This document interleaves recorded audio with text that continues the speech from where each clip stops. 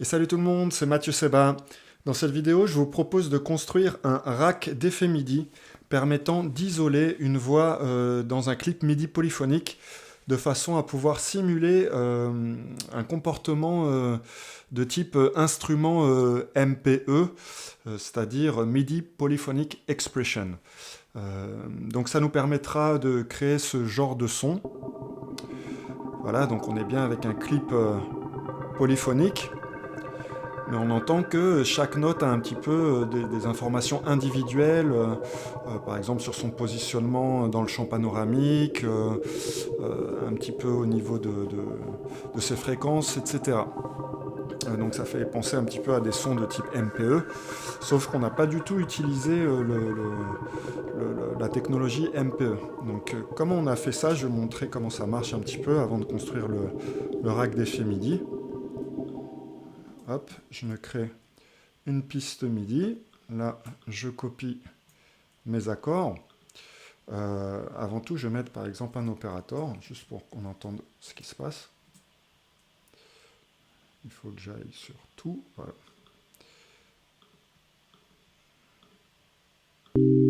Voilà. Donc là, j'ai mes accords qui sont joués. Et je vais aller chercher mon device qui s'appelle Voice Selector.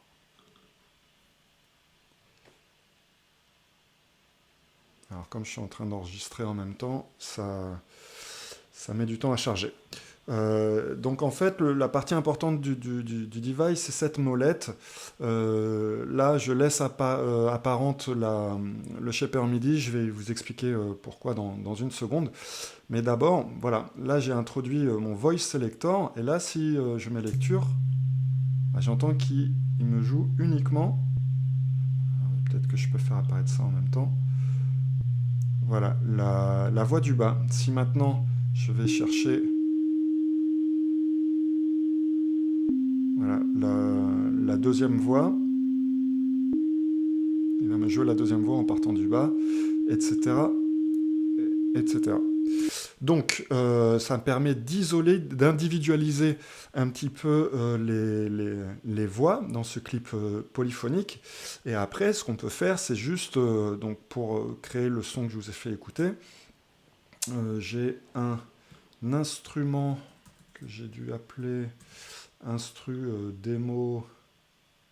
Alors, je vais fermer ça pour qu'on y voit plus clair. Instru démo. Voilà. Ça met encore un petit peu de temps pour charger. Je vous demande un petit peu de patience.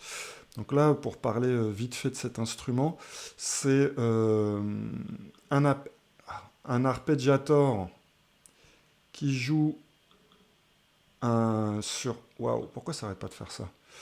Qui va trigger un drift, et on va avoir des LFO qui vont en gros moduler le shape du drift, la vitesse d'arpégiation, le decay, et j'ai rajouté aussi un autopan.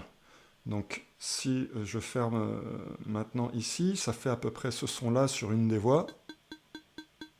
Voilà, donc on entend que les voix, elles bougent dans le champ gauche-droite. Et voilà. Je ne comprends pas pourquoi le shaper il n'a pas été mis à jour. Ah, c'est parce que c'est pas le bon. Voilà, c'est ça que je voulais loguer, pardon. Mais c'est pareil. Voilà.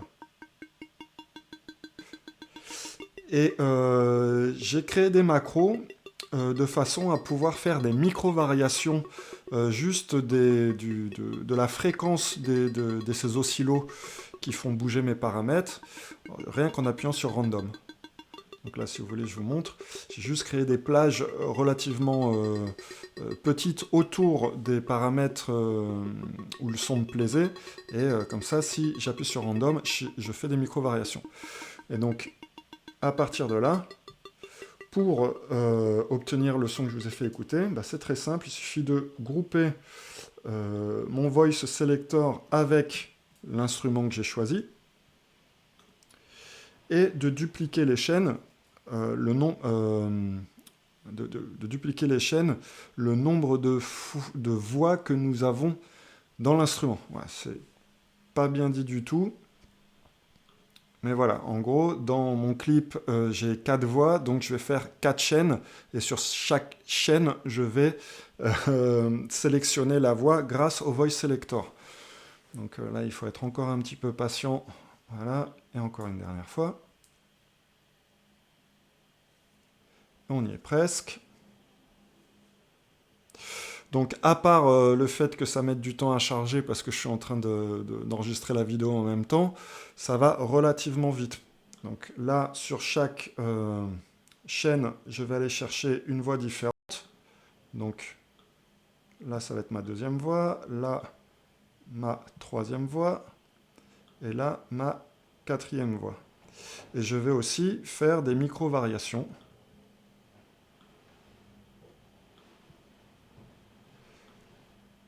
Voilà, et maintenant quand je mets play, j'ai ça. Et on est très proche de ce que je vous ai fait écouter. Dans ce que je vous ai fait écouter, j'avais juste rajouté, alors on va fermer peut-être ça, juste rajouter un autofilter avec un petit oscillo et une reverb. Donc là, si je les prends et que je les mets directement ici, voilà.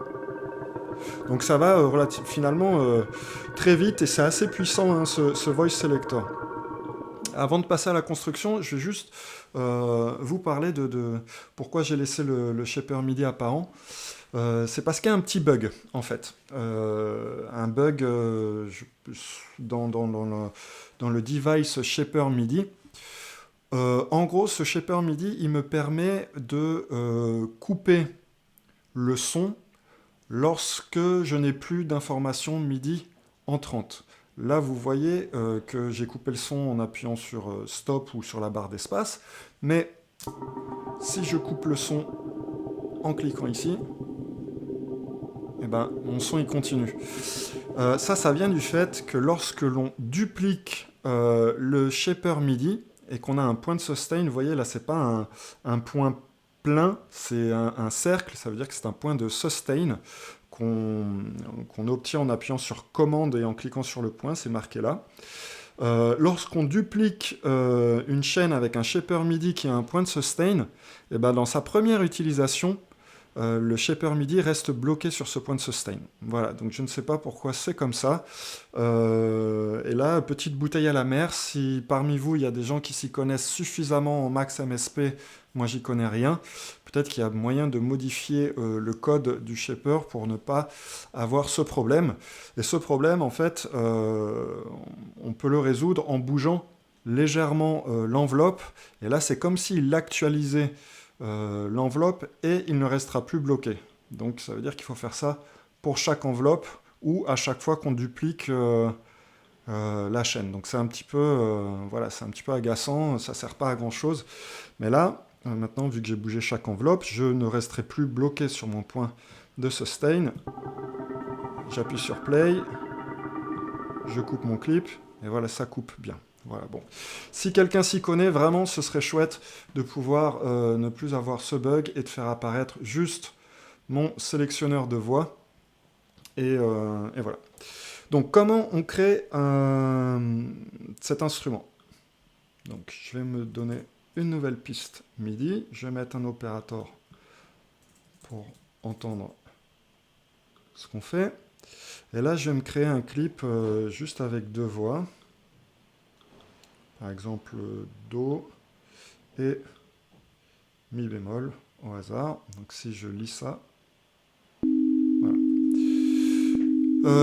Ce qu'on veut, en gros, c'est passer d'un clip MIDI polyphonique, donc avec plusieurs voix, à un clip monophonique.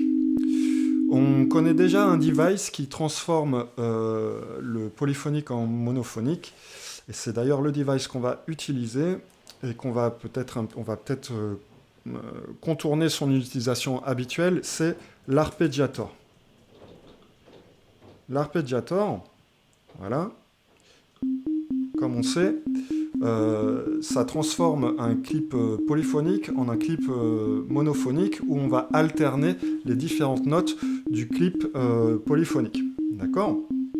Mais là, je vois que je peux jouer un petit peu avec le paramètre rate et il va jouer des notes plus ou moins longues. Là, vu que je lui ai mis un rate d'une mesure et que mon clip fait exactement une mesure, il reste bien sur ma note Do la plus grave.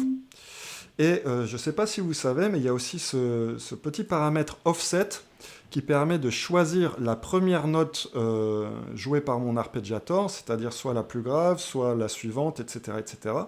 Et donc si je me mets sur offset 1, eh ben, il va me jouer mi bémol. Donc on a un petit peu cette c'est ça qu'on va utiliser pour pouvoir sélectionner la voix qu'on voudra en gros écouter.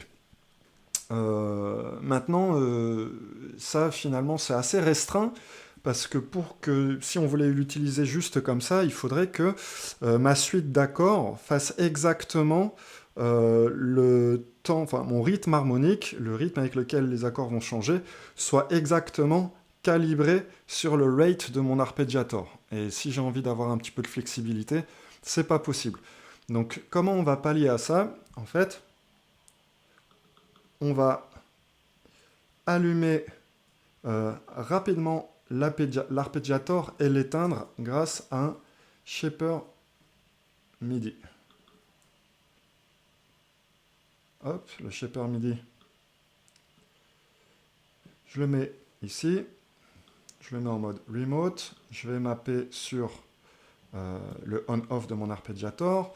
J'ai envie que ce soit rapide parce que j'ai envie que ce soit plus court que, le temps de mon accord. Donc si je vais jouer à un moment donné des accords toutes les croches, il faut que mon shaper MIDI soit plus court que mes croches. Donc en gros, je vais aller chercher la valeur la plus petite.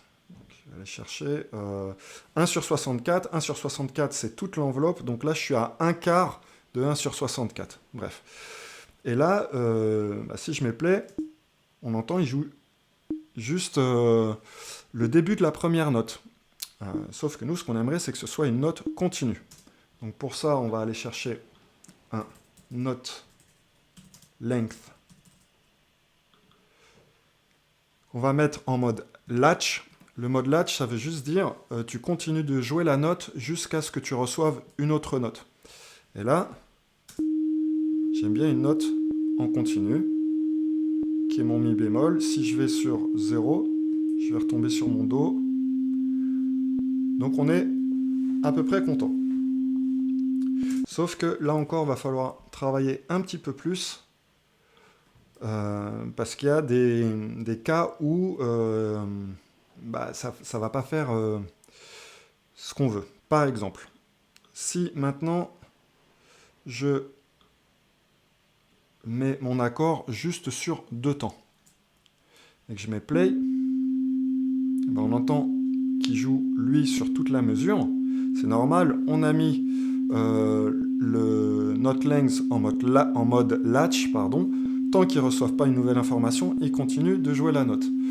Donc ça, pour résoudre ce problème, on va utiliser un autre shaper MIDI avec le fameux point de sustain qui nous fait bugger. Alors, on pourrait utiliser, on serait tenté d'utiliser l'enveloppe MIDI. Si je mets une enveloppe MIDI, je la mets par exemple ici. Ah, je ne veux pas aller devant. Allez. Voilà. Je la mets en mode remote.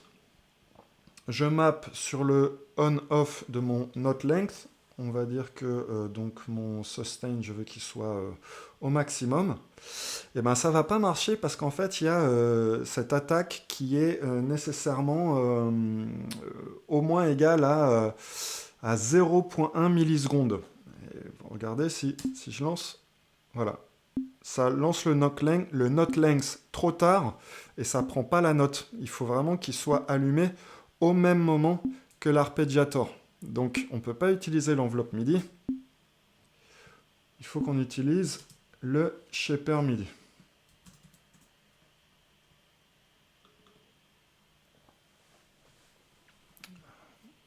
Donc shaper MIDI, tac, je le mets devant aussi, si je veux bien. Là, tac. Ma souris ne marche pas, je fais tout au pad, donc c'est un petit peu galère. Là, pareil. Donc là, oui, le comportement qu'on veut lui donner, c'est un comportement avec un point de sustain. En gros, tant que tu reçois de l'information MIDI, le note length reste allumé, et dès qu'il n'y a plus d'information MIDI, tu le coupes. Donc pour ça, on va transformer ce point-ci en point de sustain en appuyant sur commande.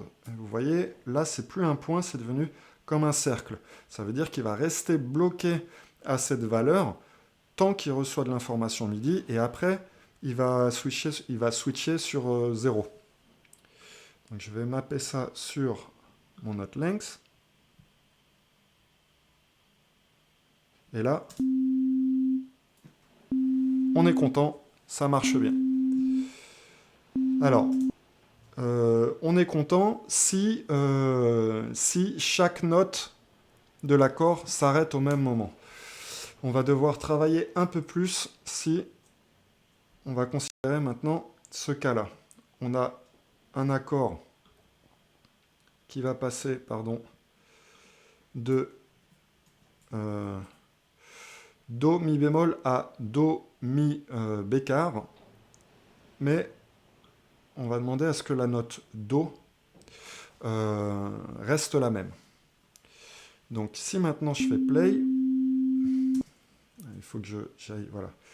Là je vais, comme mon accord il dure moins d'une mesure, ici en fait je peux aller chercher déjà un rate très bas, plus bas que,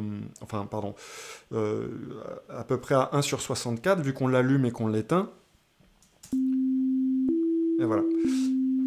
Donc ça change bien, sauf que là on entend qu'il fait Do, Mi bécard. C'est-à-dire il passe de la voix du bas à la voix du haut. Ça c'est parce que la voix du bas elle reste constante, elle ne se coupe pas. Donc lui, quand il va retriguer l'arpégiator, il va inverser les voix, et sa première voix, ça va devenir la voix avec le Mi plutôt que la voix avec le Do. Ça, on peut le résoudre en allant chercher ici le retrigger en mode note. Mais c'est pas forcément ce qu'on va utiliser in fine, parce que, regardez, on va encore trouver un cas où ça ne marche pas. Si maintenant, je souhaite que une de mes notes s'arrête, voilà. Si je me mets maintenant sur la... Voilà, Mi bémol, il ne va pas s'arrêter. Pourquoi ? Parce que là, on a bien une information MIDI constante, donc il n'y a pas de raison que le note length s'arrête. Mais ce qu'on a demandé à l'arpégiator, c'est qu'il se retrigue, qu'il se relance, qu'il redémarre. Je ne sais pas comment on traduit trig, to trig en français. Au moment où il y a une note, mais c'est au moment où il y a une note on, et pas au moment où il y a une note off. Donc lui, il va retriguer ici et ici, mais pas au moment où la note s'arrête. Donc la technique là, ça va être... là, on va rentrer un petit peu dans le dur. On va en fait mettre un deuxième arpégiator ici. On va oublier cette notion de shaper MIDI qui allume et qui éteint mon arpégiator. Voilà.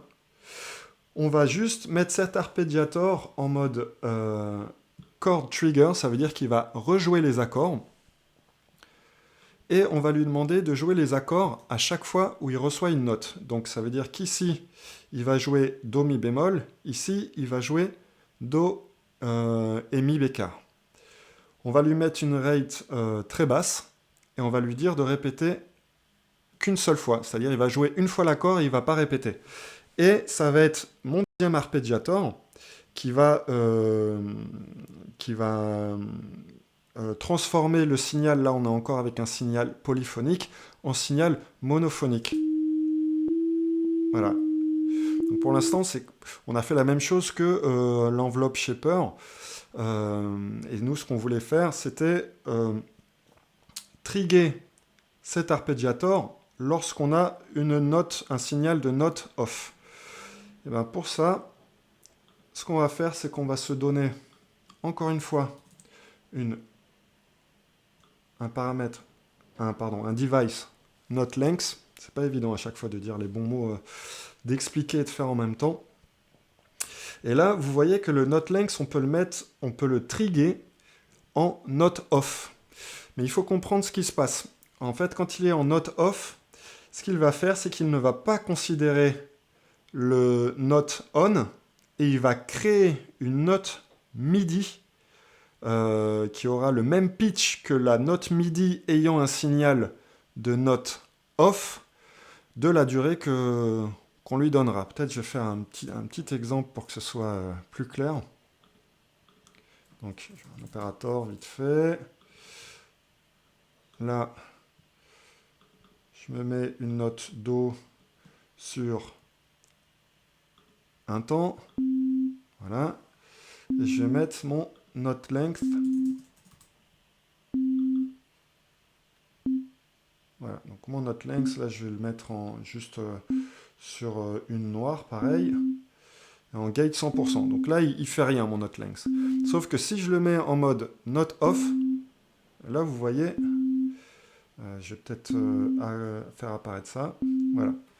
Il ne joue pas la note au début de la mesure. Il va la jouer à partir du moment où il y aura un signal note off et il va créer une note MIDI de la longueur que je lui ai donnée, c'est-à-dire une noire, basée sur le pitch de cette note. Donc si je la descends, voilà, on entend qu'il a changé son pitch. D'accord. Or, nous, ce qu'on aimerait, donc, c'est que au niveau du note off, on ne veut pas qu'il répète la note, puisque ce qu'on veut, c'est qu'il ne joue pas cette note. Donc là, il va falloir un petit peu feinter. Déjà, on va commencer par grouper ce note length et créer une chaîne vierge, parce que ce qu'on veut, c'est que tout ce qu'on a fait jusqu'à maintenant, ça continue à être activé sur les notes on. Si on laissait que la chaîne avec le note length en mode note off, tout le patch qu'on a fait ne s'activerait que sur les notes off. Donc là, on est obligé de créer cette chaîne vierge.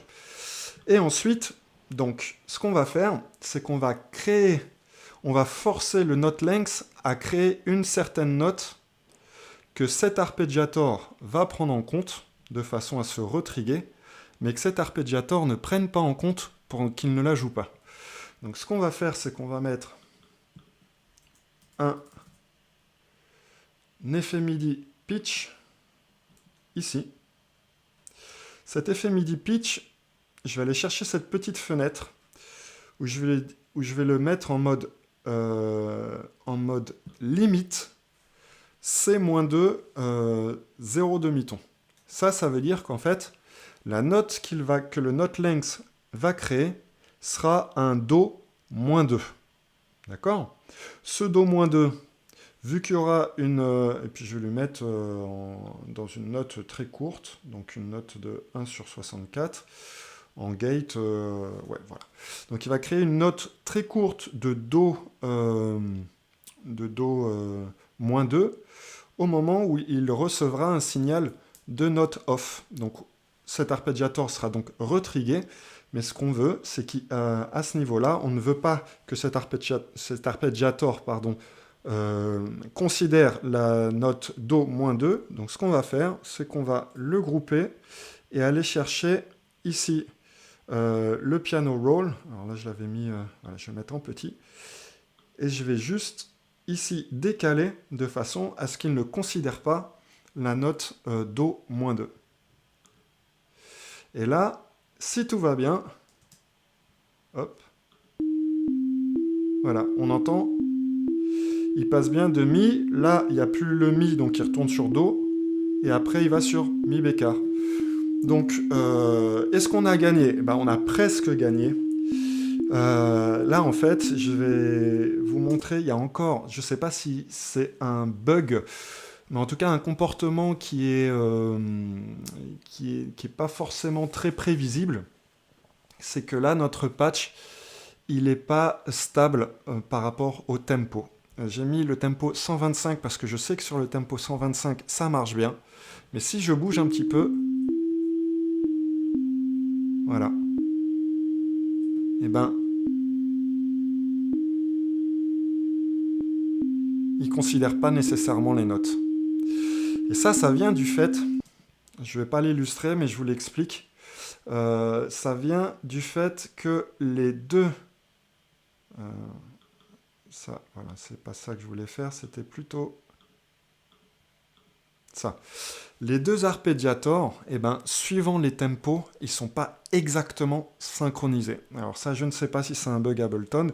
Pareil, si quelqu'un a moyen de faire remonter ce genre d'expérience à Ableton pour qu'il le corrige, ou je ne sais pas si c'est possible de le corriger, mais en gros, selon les tempos, les deux arpeggiators vont se trigger en même temps, et des fois, il y aura un léger décalage.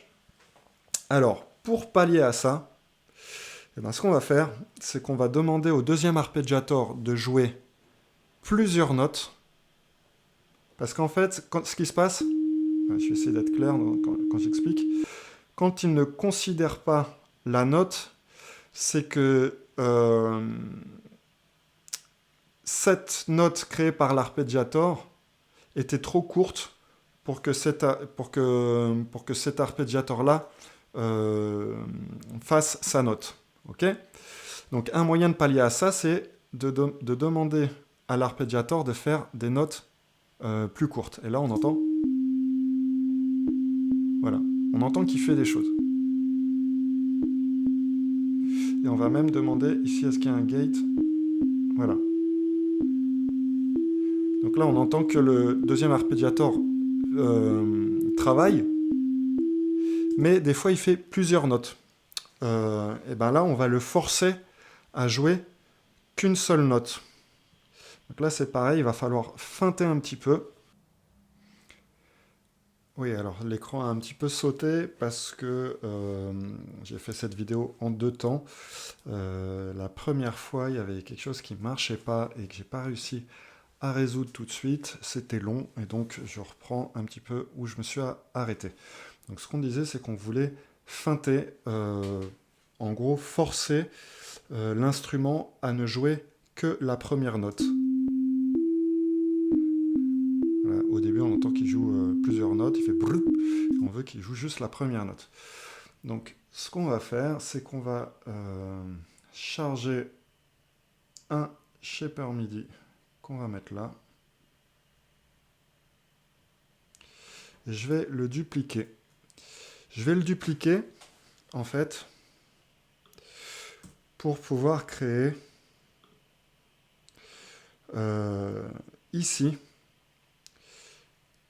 une chaîne. Donc je le duplique, je le groupe avec lui-même et je l'efface de façon à créer une chaîne vide, mais avec cette barre au niveau, alors je ne sais pas comment ils appellent ça, hop, on va regarder, c'est une zone, voilà, dans l'éditeur de zone de notes, on va définir une plage qui va ne prendre en compte que la dernière note, la note la plus aiguë. Et donc si ce device est allumé, eh ben, il ne considère aucune note en fait. Et ce qu'on va faire, c'est qu'on va mapper le shaper MIDI de telle façon à ce qu'il laisse passer la première note et qu'ensuite il allume ce device le temps qu'il y ait les autres notes qui jouent. Voilà. Donc ça, je peux le laisser allumer. Je vais juste le mettre, alors de mémoire, je crois que c'était, j'avais mis la grille sur Je sais pas si c'est très important, mais je vais le refaire pareil, comme ça je suis sûr que ça marche. Hop, j'avais fait quelque chose comme ça. Et là, on était à 1 sur 64. Et on va mapper. Ah non, c'est pas exactement ça, il manque une étape. Là, je vais juste fermer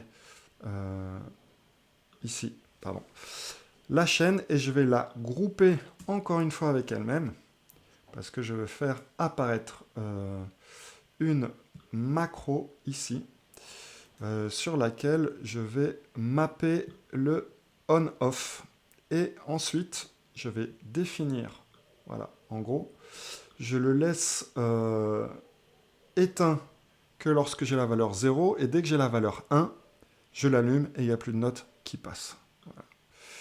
Et une fois que j'ai fait ça, je peux mapper mon shaper MIDI sur le on-off de mon device. Et là, si on écoute, voilà, il joue bien qu'une seule note.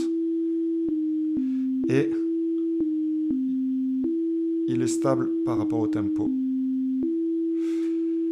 On va juste terminer du coup cette vidéo en rangeant un petit peu notre patch qui n'est pas hyper digeste comme ça. Donc nous, on a dit pour choisir la voix, on va jouer sur le paramètre offset. Donc comme là, il y a plusieurs effets MIDI rack, MIDI effect rack, rack d'effets MIDI, je vais y arriver, les uns dans les autres, il va falloir mapper à chaque niveau. Donc là, je vais l'affecter à ma macro 1. Ensuite, là, je vais juste grouper tout ça ensemble, juste de façon à le faire disparaître. Donc c'est pareil ici. Je vais mapper ma macro 1 sur ma macro 1 du device qui le contient, du rack d'effet MIDI qui le contient. Hop, ça juste, je le... Alors, qu'est-ce que je vais faire? Voilà. Ça, c'est juste pour laisser apparente le shaper MIDI à cause du bug que je vous ai expliqué en début de vidéo. Et ça, je vais le grouper une dernière fois. Là, je vais faire apparaître une seule macro. Pardon. Voilà, ça, il faut que je le laisse ouvert pour l'instant. Et je vais mapper cette macro sur ma macro 1. Là, je peux le fermer. Et j'ai bien ma macro 1. Ça, je peux le rappeler. Donc, Voice Selector. Ça, pareil. Voice Selector. Hop. Et je peux sauvegarder mon device. Voilà, j'espère que cette vidéo vous a plu. Elle est un petit peu longue et un petit peu technique. Mais au final, c'est assez chouette ce qu'on peut obtenir avec ce petit device. Si ça vous a plu, comme d'habitude, n'hésitez pas à laisser un petit commentaire avec de la bonne vibes. Ça fait toujours plaisir. Merci et à bientôt.